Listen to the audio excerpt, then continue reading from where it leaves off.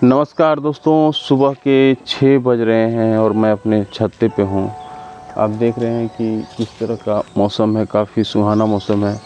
हल्की हल्की बारिश हो रही थी कुछ देर पहले, अब बारिश थोड़ा रुक गया है। छत भी अभी देखिए भींगा हुआ है और ये दिखाते हैं आपको चारों तरफ का माहौल इस तरह से है, इस तरह का है छत और बाहरी एनवायरनमेंट काफ़ी मज़ा लग रहा है देखने में। तो मैं अभी गीता पढ़ने वाला हूँ। गीता में पिछले दिनों हमने पढ़ा था कि कोई लीडर, कोई एडमिनिस्ट्रेशन ऑफिसर और जो रिस्पॉन्सिबल आदमी होते हैं उसे किस तरह से अपने आप को रखना चाहिए। अगर वो रिस्पॉन्सिबल आदमी अगर गलत रास्ते पे जाएगा तो पूरा समाज, पूरा देश गलत रास्ते पे चला जाएगा। तो एग्जाम्पल हम समझते हैं कि नरेंद्र मोदी जो हमारे प्राइम मिनिस्टर हैं, उससे एक ऐसा लीडर जो अच्छे रास्ते पे चल रहे हैं तो हमारा देश अच्छा डेवलप कर रहा है। ठीक इसके पहले जो भी गवर्नमेंट आए थे वो किस तरह से काम किए और हमारा देश कितना पीछे चला गया था, तो इसका एक जीता जाता एग्जाम्पल है। तो अभी हम आ गए हैं पेज नंबर 142 पे, भगवद गीता के 142 पे। भगवान श्री कृष्ण अर्जुन को समझा रहे हैं कर्म के बारे में और जो रिस्पॉन्सिबल आदमी होते हैं उसके बारे में कि क्या क्या रिस्पॉन्सिबल आदमी को किस तरह से रहना चाहिए। तो श्लोक में बताया गया है, उतश्री देव रिमा लोका ना कुर्या कर्म चेदहम शंकरस्य च कर्ता श्याम पहन्यामा प्रजहा। इसका मतलब है यदि मैं नियत कर्म ना करूं तो ये सारे लोग नष्ट हो जाएंगे। भगवान बोल रहे हैं कि अगर मैं नियत कर्म नहीं करूं, जो मेरा कर्म है अगर मैं वो नहीं करूं तो सारे लोग नष्ट हो जाएंगे। तब मैं अवांछित जन समुदाय, वन संकर जिसको बोलते हैं, को उत्पन्न करने का कारण हो जाऊंगा। तो अवांछित जन समुदाय क्रिएट हो जाएगा, यानी ऐसे लोग जो समाज में रहने लोग के नहीं है, तो उसको अवांछित जन समुदाय बोलते हैं।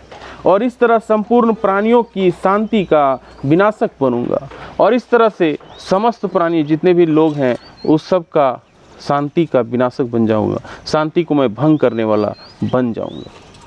वर्ण संकर अनुवांछित जन समुदाय है जो सामान्य जाति को शांति को भंग करता है। वर्ण संकर एक अवांछित जन समुदाय जो शांति को भंग करता है। इस सामाजिक अशांति को रोकने के अनेक विधि विधान हैं जिनके द्वारा स्वतः ही जनता आध्यात्मिक प्रगति के लिए शांत तथा सुव्यवस्थित हो जाती है। जब भगवान कृष्ण अवतरित होते हैं तो स्वाभाविक है कि वो ऐसे महत्वपूर्ण कार्यों की प्रतिष्ठा एवं अनिवार्यता बनाए रखने के लिए इन विधि विधानों का अनुचरण करते हैं। तो ऐसे विधि विधान बनाते हैं ताकि शांति व्यवस्था बनी रहे। भगवान समस्त जीवों के पिता हैं और यदि ये जीव पथ भ्रष्ट हो जाए यानी अपने रास्ते से हट जाए, जिसको पथ भ्रष्ट बोलते हैं, हो जाए, तो अप्रत्यक्ष रूप में यह उत्तरदायित्व तो उन्हीं का है। तो ये उत्तरदायित्व फिर किनका रहेगा? ये उत्तरदायित्व भगवान का ही रहेगा। अतः जब भी विधि विधानों का अनादर होता है तो भगवान स्वयं समाज को सुधारने के लिए अवतरित होते हैं। तो जब भी विधि विधान खत्म होता है तो उनको सुधारने के लिए भगवान को खुद आना पड़ता है। किंतु हमें ध्यान देना होगा कि यद्यपि हमें भगवान के पद चिन्हों का अनुसरण करना है तो भी हम उनका अनुकरण नहीं कर सकते। अनुसरण करना है तभी हम उनका अनुकरण नहीं कर सकते। अनुसरण और अनुकरण एक से नहीं होते। तो अनुसरण और अनुकरण एक साथ नहीं होता है, ये बता रहे हैं। हम गोवर्धन पर्वत उठाकर भगवान का अनुकरण नहीं कर सकते, भगवान का कॉपी हम नहीं कर सकते। गोवर्धन पर्वत उठा के जिस तरह से लोगों को भगवान बचाए थे उस तरह से हम लोग नहीं बचा सकते। जैसा कि भगवान ने बाल कल्य में किया था, ऐसा कर पाना किसी मनुष्य के लिए संभव नहीं। हमें उनके उपदेशों का पालन करना चाहिए, लेकिन उनका अनुसरण करना चाहिए। उनके जो उपदेश है, उनके जो फॉलोइंग वाले जो बातें हैं वो सब हमें फॉलो करना चाहिए। किंतु किसी भी समय उनका अनुकरण नहीं करना है। श्री भागवत में उसकी पुष्टि की गई है। नेत्र समाजातु मनसापि हनीश्वर विनाशायत्र न मूर्धात विषम ईश्वराणाम वच सत्यम तथैव चारितम क्वचित तेसा यत् स्वयुक्त बुद्धियास्तमा समाचरेत। मनुष्य को भगवान तथा उनके द्वारा शक्ति प्रदत्त सेवकों के उपदेश का मात्र पालन करना चाहिए। उनके उपदेश हमारे लिए अच्छे हैं और कोई भी बुद्धिमान पुरुष बताई गई विधि से उनका कार्यान्वयन करेगा।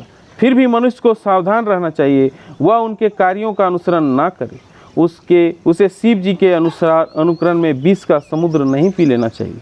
तो जिस तरह से शिव जी ने जब समुद्र मंथन हुआ था तो विष पिए थे, इस तरह से लोगों को भी विष नहीं पीना है, यानी उनका अनुकरण नहीं करना है, उनका अनुसरण करना है। हमें सदैव ईश्वरों की या सूर्य तथा चंद्रमा की गतियों को वास्तव में नियंत्रित कर सकने वाली स्थिति को श्रेष्ठ मानना चाहिए। ऐसी शक्ति के बिना कोई भी सर्वशक्तिमान ईश्वर का अनुकरण नहीं कर सकता। शिव जी ने सागर तक के विष का पान कर लिया, किंतु यदि कोई सामान्य व्यक्ति विष की एक बूंद भी पीने का यत्न करेगा तो वह मर जाएगा। शिव जी को अनेक छद भक्त हैं जो गांजा तथा ऐसी ही अन्य मादक वस्तुओं का सेवन करते रहते हैं, किंतु वह भूल जाते हैं कि इस प्रकार शिव जी का अनुकरण करके वह अपनी मृत्यु को निकट बुला रहे हैं। इसी प्रकार भगवान कृष्ण के भी अनेक छद्म भक्त हैं जो भगवान की रासलीला या प्रेम नृत्य का अनुकरण करना चाहते हैं, किंतु यह भूल जाते हैं कि गोवर्धन पर्वत का धारण नहीं कर सकते। अतः सबसे अच्छा तो यही होगा कि जो लोग भक्त शक्तिमान का अनुकरण ना करके केवल उनके उपदेशों का पालन ही करें, ना ही बिना योग्यता के किसी का उनका स्थान ग्रहण करने का प्रयत्न करना चाहिए। ऐसे अनेक ईश्वर का अवतार हैं जिनमें भगवान की शक्ति नहीं होती।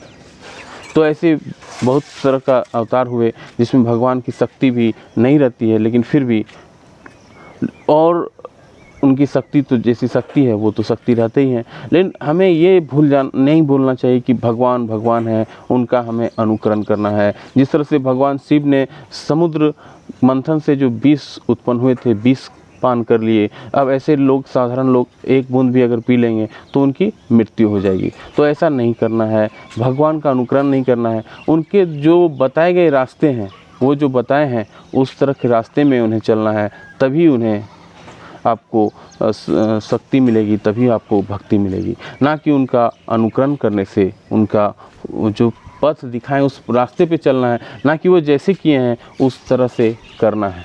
ऐसा करने से आपका कल्याण होगा, आप जगत का कल्याण होगा। उनको बातों को फॉलो करने से, ना कि भगवान जैसा बनने की कोशिश करें। तो ये इस श्लोक में ये बताया गया है। भगवान श्री कृष्ण अर्जुन को ये बात समझा रहे हैं। दूसरे श्लोक में क्या बताया गया है? सक्ता कर्म विद्वांसो यथा कुर्वन्ति भारत कुर्याद्वियस्ता शक्ति रक्षा पुरलोकसम ग्रामः।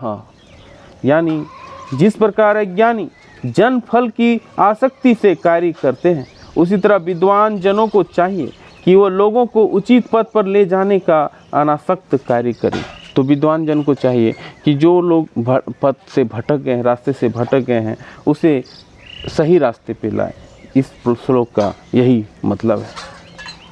एक कृष्ण भावना भैविक मनुष्य तथा एक कृष्ण भावनाहीन व्यक्ति में केवल इच्छाओं का भेद होता है। एक ऐसे लोग हैं जो कृष्ण को चाहते हैं, एक ऐसे लोग हो सकते हैं जो कृष्ण को नहीं चाहते हैं। तो ये दोनों में से सिर्फ एक ही बात स्पष्ट होती है, और वो बात है कि वो नहीं चाहते हैं। एक तो चाहते हैं और एक नहीं चाहते हैं, बस यही बात है, और कोई बात नहीं है। तो यही इच्छाओं का भेद होता है, यानी विल पावर का सिर्फ डिफरेंस है।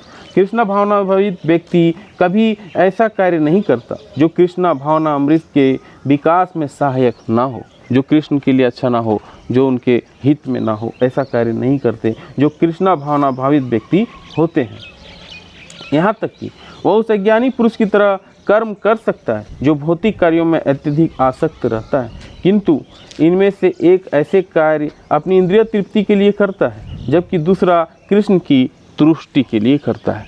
तो इंद्रिय भावना भावित व्यक्ति और कृष्ण भावनाहीन व्यक्ति में यही अंतर है कि एक अपनी इंद्रिय तृप्ति के लिए काम करता है और एक कृष्ण हित के लिए काम करता है। दोनों में यही डिफरेंस है। अतः कृष्ण भावना भावित व्यक्ति को चाहिए कि वो लोगों को यह प्रदर्शित करे कि किस तरह कार्य किया जाता है। तो कृष्ण भावना भावित व्यक्ति को यह चाहिए कि किस तरह से कार्य किया जाता है, किस तरह से रहा जाता है, किस तरह से बोला जाता है, किस तरह से चला जाता है, ये बात लोगों को बताए। क्योंकि कृष्ण भावना भावित व्यक्ति का काम है कृष्ण के रास्ते पे चलना, और कृष्ण भावनाहीन व्यक्ति का काम है कृष्ण के रास्ते पे नहीं चलना। तो यही अंतर है। और किस तरह से कर्मफलों को कृष्णा भावना अमृत कार्य में नियोजित किया जाता है। तो कृष्ण भावना अमृत जो भावित जो कार्य होते हैं किस तरह से किया जाता है, ये उनका काम है। तो इस श्लोक में हमें यही समझ में आता है, ये समझ भगवान श्री कृष्ण बता रहे हैं कि जो कृष्ण भावना भावित व्यक्ति होते हैं कृष्ण के हित में काम करते हैं, और जो कृष्ण भावनाहीन व्यक्ति होते हैं वो कृष्ण के अहित में काम करते हैं। तो आपको डिसीजन लेना है कि आप कृष्ण भावना भावित व्यक्ति होना चाहते हैं या कृष्ण हित में काम करना चाहते हैं। तो ये कमेंट करके ज़रूर बताएं कि आपको क्या बनना है, कृष्ण भावना भावित वाला व्यक्ति बनना है या कृष्ण भावनाहीन वाला व्यक्ति बनना है। तो उम्मीद है आपको ये वीडियो अच्छी लगी हो, तो लाइक शेयर सब्सक्राइब ज़रूर करें। मिलते हैं फिर अगले वीडियो। तो तब तक के लिए जय हिंद, वंदे मातरम।